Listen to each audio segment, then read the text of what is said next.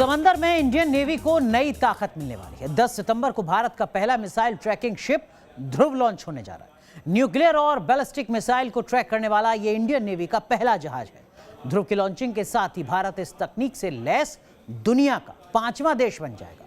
फिलहाल केवल America, France, रूस और चीन के पास ये तकनीक है, लिहाजा इस उपलब्धि, इस ताकत की अहमियत समझी जा सकती है।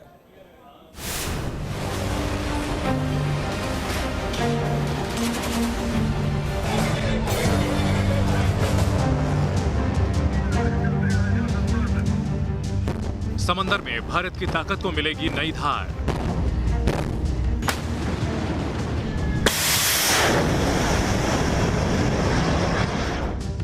इंडियन नेवी में शामिल होगा मिसाइल ट्रैकिंग शिप ध्रुव।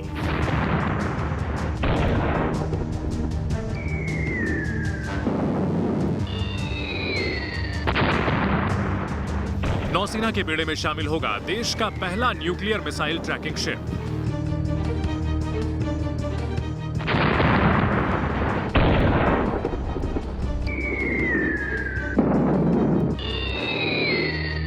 नीले समंदर में हिंदुस्तान की ताकत को नई ऊंचाई मिलने वाली है। 10 सितंबर को भारत का पहला मिसाइल ट्रैकिंग शिप ध्रुव लॉन्च होने जा रहा है। न्यूक्लियर और बैलिस्टिक मिसाइल को ट्रैक करने वाला ये इंडियन नेवी का पहला जहाज है।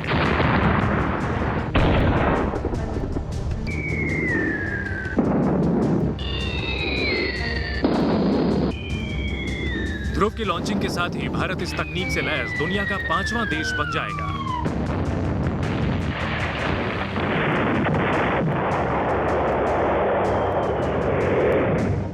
फिलहाल केवल अमेरिका, फ्रांस, रूस और चीन के पास ही ये तकनीक है। सबसे पहले समझिए कि मिसाइल ट्रैकिंग शिप क्या होती है। ऐसे शिप जो किसी मिसाइल को ट्रैक कर सकती है। इन शिप्स में ऐसे राडार और एंटीना लगे होते हैं जो किसी भी मिसाइल और रॉकेट को ट्रैक कर सकते हैं। Nuclear missile tracking ship Dhruv को defence research and development organisation यानी DRDO, national technical research organisation यानी NTRO और भारतीय नेवी ने मिलकर बनाया है। जून 2014 से इसे बनाने का काम विशाखापट्टनम में हिंदुस्तान शिपयार्ड लिमिटेड में शुरू हुआ था। इसे VC-11184 के नाम से भी जाना जाता है। 2018 में शिप पूरी तरह बनकर तैयार हो गई और 2019 में सी ट्रायल्स शुरू किए गए थे। ध्रुव एक्टिव इलेक्ट्रॉनिक स्कैंड अरे राडार से यानी AESA से लैस है। AESA को राडार टेक्नोलॉजी की सबसे आधुनिक तकनीक माना जाता है।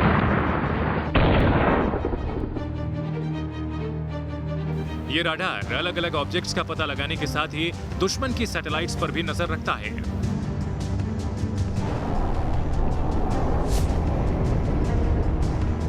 AESA तकनीक की मदद से किसी मिसाइल की क्षमता और उसकी रेंज का भी पता लगाया जा सकता है।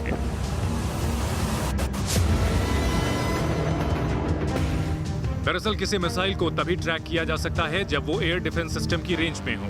एयर डिफेंस सिस्टम की रेंज से बाहर वाली मिसाइल जब तक ट्रैक होती है तब तक वो अपने टारगेट के पास आ जाती है और उन्हें न्यूट्रलाइज नहीं किया जा सकता। मिसाइल ट्रैकिंग शिप में रडार और एंटीना से बना इलेक्ट्रॉनिक सिस्टम लगा होता है। यह सिस्टम अपनी रेंज में आने वाली मिसाइल को ट्रैक कर लेता है और उसकी जानकारी एयर डिफेंस सिस्टम को भेज देता है। यानी एयर डिफेंस सिस्टम की रेंज में आने से पहले ही मिसाइल की जानकारी मिल जाती है और हमले को नाकाम किया जा सकता है। Team news nation. तो देखिए ध्रुव की अहमियत क्या है वो आप अंदाजा लगा सकते हैं। इसकी खासियत क्या है वो जरा हम आपको ग्राफिक्स के जरिए फटाफट बता देते हैं ताकि आपको समझ में आ सके कि 10 तारीख को भारत के रक्षा बेड़े में कितनी बड़ी उपलब्धि जुड़ने जा रही है, क्या कुछ इसकी ताकत है, क्या कुछ इसकी खासियत है, ये समझना बेहद जरूरी है। जरा ग्राफिक्स के जरिए हम आपको बताते हैं इसकी खासियत क्या है। देखिए जो सबसे अहम बात है ध्रुव की, उसका सीधा मतलब यह है कि इसकी रफ्तार 39 किलोमीटर प्रति घंटे के आसपास है। ये वो मानक है जिसके आधार पर इसको तय किया गया है। जो खतरा है इसका वो समझा जा सकता है। रडार AESA से ये लेस है। रडार की अपनी खूबियां हैं, रडार की अपनी खासियत हैं जो इसको बाकी तमाम दुनिया के पास जो तकनीक है उससे अलग करती है। यही वजह है कि 5वां देश भारत बनने जा रहा है 10 तारीख को, जब इसके पास ये उपलब्धि होगी। Atomic ballistic missile tracking system है। आप समझिए जरा जो न्यूक्लियर ताकत है उसके मोर्चे पर ध्रुव अपने आप में एक बड़ी उपलब्धि है। भारत की इसकी रेंज 2000 किलोमीटर है, यानी एक लंबा जो आसपास का इलाका है वो इसके दायरे में है। और सर्विलांस कैपेसिटी 360 डिग्री एंगल की है, यानी जो तमाम खासियतें होनी चाहिए किसी भी इस तरीके की ताकत में वो तमाम खासियतों से लैस है। ध्रुव, जिसका इंतजार इस वक्त पूरा देश कर रहा है। 725 करोड़ रुपए की लागत इस ध्रुव के निर्माण के लिए आई है। इस ध्रुव को भारतीय सुरक्षा बेड़े में जोड़ने के लिए आई है और यही अपने आप में वो खूबियां हैं जो इसको अलग बनाती हैं, इसको ताकतवर बनाती हैं। और ये ताकत जब रक्षा मोर्चे के साथ जुड़ता है तो जो तमाम दुश्मन देश हैं, वो देश हैं जो लगातार जो चुनौतियां देते आ रहे हैं आतंक के मोर्चे पर, घुसपैठ के मोर्चे पर, उनको एक बड़ा सख्त संदेश जाता है। ध्रुव का इंतजार 10 तारीख तक के लिए। चलिए आगे बढ़ते हैं और अब बात करते हैं कुदरत के कहर की। देश का आधा हिस्सा मौसम की मार से बेहाल है।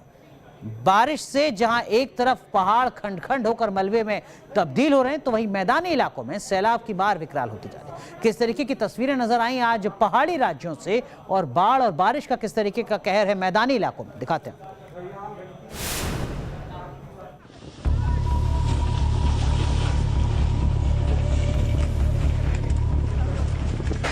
कुदरत की मार, खंड खंड हुए पहाड़, बारिश का ऐसा प्रहार, सीना ताने पहाड़ भी हुए बीमार। चंद सेकंड में हजारों टन मलबा हाईवे पर आ गया।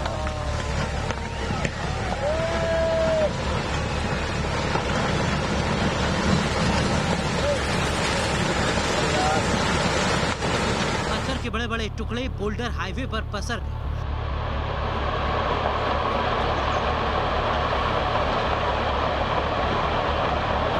गनीमत रही कि इस लैंडस्लाइड की चपेट में कोई आया नहीं, वरना कहर मच सकता था। लैंडस्लाइड का ये डराने वाला वीडियो हिमाचल प्रदेश के रामपुर का है। यहाँ भूस्खलन से हाहाकार मच गया। लैंडस्लाइड की वजह से नेशनल हाईवे 5 बंद हो गया।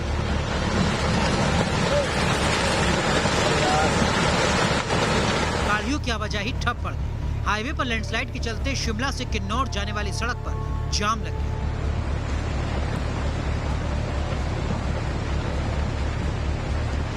बताया जा रहा है कि लगातार हो रही बारिश के चलते पहाड़ का बड़ा हिस्सा खसक कर खाई में पहुंच गया। पहाड़ का मलबा सड़क पर भी गिरा, जिससे स्थानीय लोगों को परेशानी का सामना करना पड़ रहा है। बारिश सिर्फ पहाड़ पर ही कहर बनकर नहीं टूट रही है, बल्कि मैदान भी आसमानी आफत से बेजार है। फ्लैश फ्लड का ये मंजर छत्तीसगढ़ के करवदा का है। यहाँ अचानक नदी में बाढ़ आ गई, जिससे रानी देहरा वाटरफॉल देखने पहुंचे सैलानी फंस गए। घंटों की कड़ी मशक्कत के बाद सैलाब में फंसे लोगों को रस्सी के सहारे एक एक कर निकाला जा सका। Team news nation. अब बात झारखंड विधानसभा की, जहां सियासत देखने को मिल रही है। वैसे तो विधानसभा में राजनीति होती है, आरोप प्रत्यारोपों के सिलसिले चलते हैं, लेकिन यह मामला अलग है। विधानसभा में नमाज अदा करने के लिए कमरा अलॉट हुआ तो बीजेपी के विधायकों ने मांग कर दी पूजा करने के लिए, मंदिर बनाने के लिए भी जगह दी जाए झारखंड में।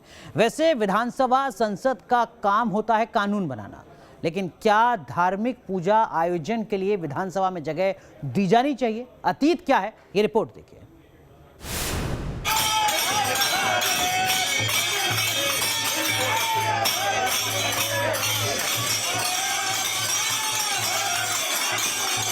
मजहब के नाम पर झारखंड विधानसभा में प्रदर्शन।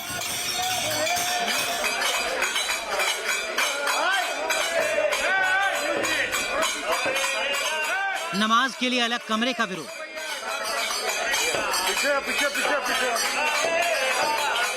कोई झाल बजा रहा है तो कोई ढोल और मजीरा। ये कोई भजन मंडली नहीं, बल्कि बीजेपी के विधायक झाल बजाकर विरोध कर रहे हैं। माननीय दरअसल माननीय खफा है, बेहद खफा। वजह है झारखंड विधानसभा के स्पीकर का एक आदेश। स्पीकर ने नए विधानसभा परिसर में नमाज पढ़ने के लिए अलग से एक कमरा अलॉट किया। विधानसभा सचिवालय के मुताबिक 2 सितंबर को एक आदेश के तहत नमाज पढ़ने के लिए कमरा अलॉट हुआ।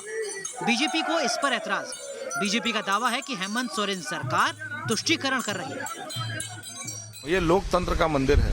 यहाँ ना अजान पढ़ना चाहिए, ना नमाज पढ़ना चाहिए, ना हनुमान चालीसा पढ़ना चाहिए। यहाँ सिर्फ और सिर्फ इस लोकतंत्र के मंदिर में लोकतंत्र के रक्षा की बात होनी चाहिए। सवाल उठता है कि भारतीय जनता पार्टी के विधायक ने या मैंने क्यों कहा कि हनुमान चालीसा पढ़ूंगा। इसलिए कहा कि माननीय विधानसभा अध्यक्ष जी के कलम से यहाँ पे एक इस प्रकार का कदम उठ गया जिसने लोकतंत्र को कलंकित कर दिया। ऐसा इसलिए कह रहा हूं कि अगर आपने एक विशेष समुदाय को, मुस्लिम समुदाय को अगर आपने दिया है नमाज पढ़ने का मौका, इसका अर्थ है कि जो हिंदू समाज है अथवा जो सरना समाज है अथवा जो बौद्ध जैन समाज है, दूसरा कोई भी समाज है, सारे समाज अपने आप को आहत और अपमानित महसूस कर रहे हैं। झारखंड विधानसभा का मानसून सत्र जारी है। सत्र के पहले दिन से ही इस पर सियासत गर्मा गई। बीजेपी की मांग है कि विधानसभा में दूसरे धर्म के लोगों के लिए भी इबादत की जगह अलॉट हो। हालांकि बीजेपी के ऐतराज पर सत्ता पक्ष उन्हें इतिहास की याद दिला रहा है। कांग्रेस याद दिला रही है कि झारखंड विधानसभा में पहले भी इस तरह के इंतजाम रहे, वो भी तब जब सूबे में बीजेपी सत्ता में थी। इसी तरह की व्यवस्था पुराने विधानसभा में थी और इंदर सिंह नामधारी जी के टाइम में हुआ, जो बताया गया हमको। उस समय किसी ने हल्ला नहीं किया, बीजेपी की सरकार। और फिर बिहार में भी यही व्यवस्था है, नीतीश जी की सरकार है वहाँ ये प्रश्न क्यों नहीं उठाते? झारखंड में ही क्यों उठा रहे हैं? ये उनसे पूछिए। तो झारखंड में कौन सी ऐसी चीज हुई कि ये मुद्दा उठाने की जरूरत पड़ रही है? 3 सितंबर से झारखंड विधानसभा का अहम सत्र शुरू हुआ है। विधानसभा सत्र का पहला दिन हंगामेदार रहा है। बीजेपी के नेता मंदिर निर्माण और 10 कमरों का आवंटन करने की मांग कर रहे हैं। राज्य सरकार का कहना है कि पुराने विधानसभा भवन में भी नमाज अदा करने की व्यवस्था थी, लिहाजा विपक्ष बेवजह मामले को तूल दे रहा है। Team news nation. पश्चिमी उत्तर प्रदेश में किसानों ने महापंचायत की। राहुल गांधी ने किसानों के समर्थन में ट्वीट किया, तस्वीर साझा की। मामला यहीं खत्म नहीं हुआ। बीजेपी सामने आई, कहा कि तस्वीर झूठी साझा कर रहे हैं, भ्रम की राजनीति कर रहे हैं और किसानों के कंधे पर अपनी सियासत को चमका रहे हैं कांग्रेस नेता राहुल गांधी।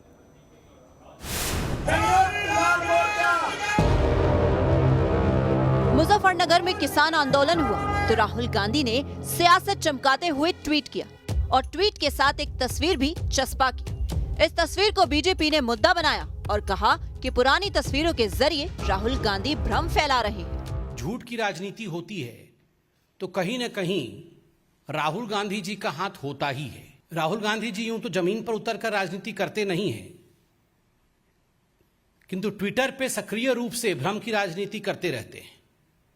आज भी उन्होंने एक ट्वीट करके एक पुराने फोटो को आज का फोटो दिखाने का कोशिश किया है।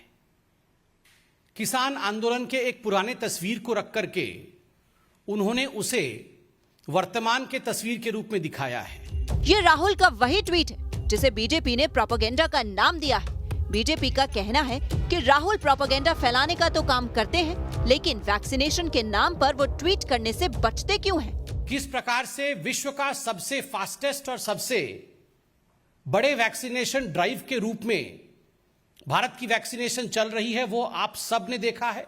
पूरा हिंदुस्तान आज इसका लोहा मानता है, पूरा विश्व इसे आज सलाम कर रहा है।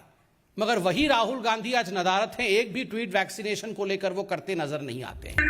जाहिर है अन्नदाता अपनी मांगों को लेकर आंदोलन कर रहे हैं, तो दूसरी तरफ सियासी दल इस आंदोलन के नाम पर सियासी रोटी सेक रहे हैं। Team news nation. अब बात उत्तर प्रदेश की सियासत की। यूपी में चुनाव है तो फिर वार पलटवार का सिलसिला भी शुरू होगा और अब इसी सिलसिले में शुरू हो गया है कार्टून वार। बीजेपी अपने विरोधियों पर जुबान से नहीं कार्टून से प्रहार करेगी।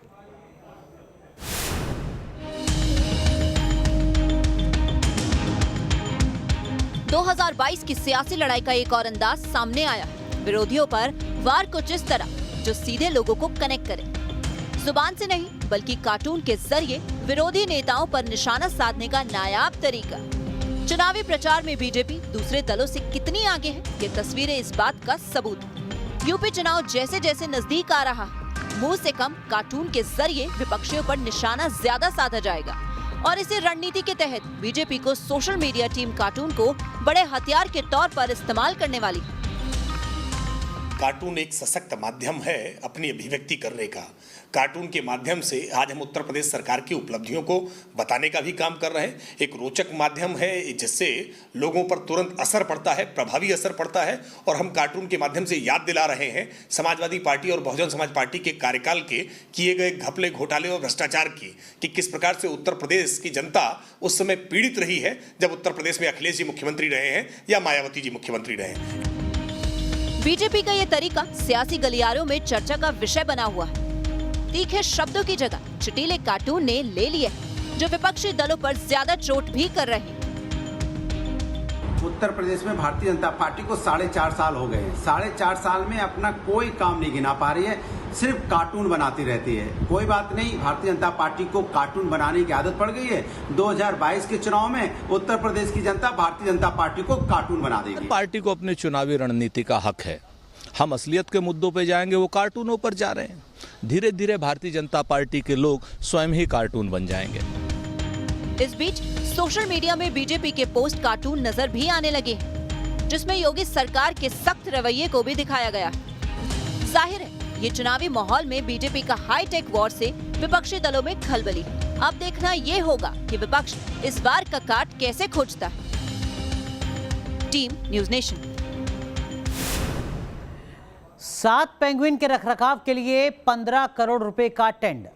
बीएमसी के इस टेंडर को कांग्रेस और बीजेपी पेंगुइन घोटाला करार दे रहे हैं। क्या है पूरा मामला, दिखाते हैं आपको। पेंगुइन जो है कॉन्ट्रैक्टर के लिए ऐसा मुर्गी बन गई है जो सोने का अंडा दे रही है। हमारा कहना है पेंगुइन घोटाला कांग्रेस शिवसेना की मिलीभगत है।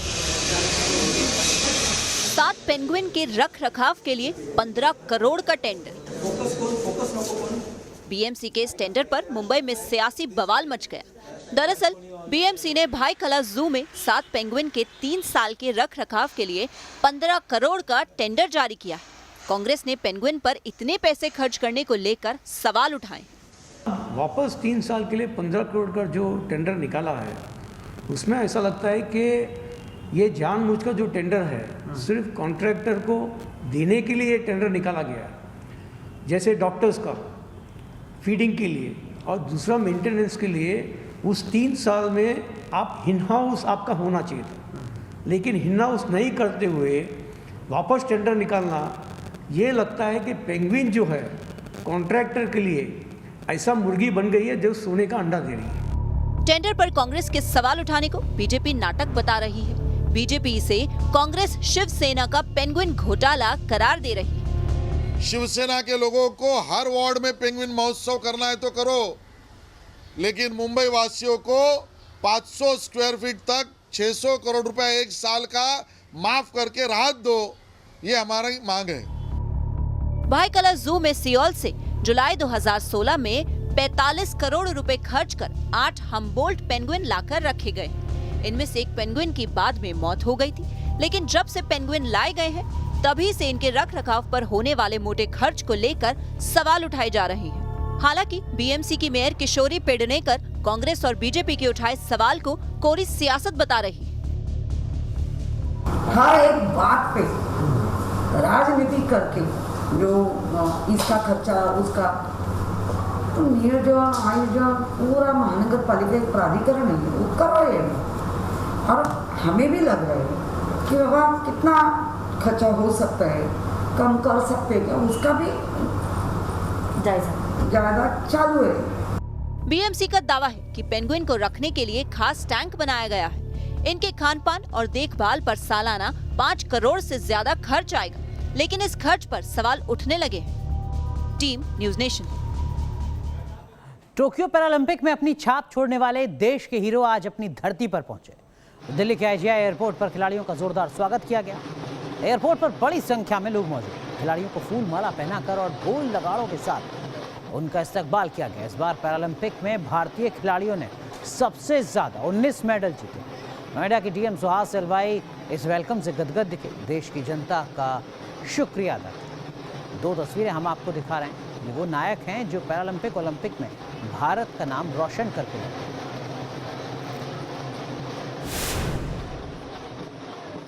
पूरे देशवासियों का बहुत बहुत दिल से धन्यवाद देना चाहता हूं। तो ये मेडल देश का है, देश के हर युवा का है, देश के हर व्यक्ति का है।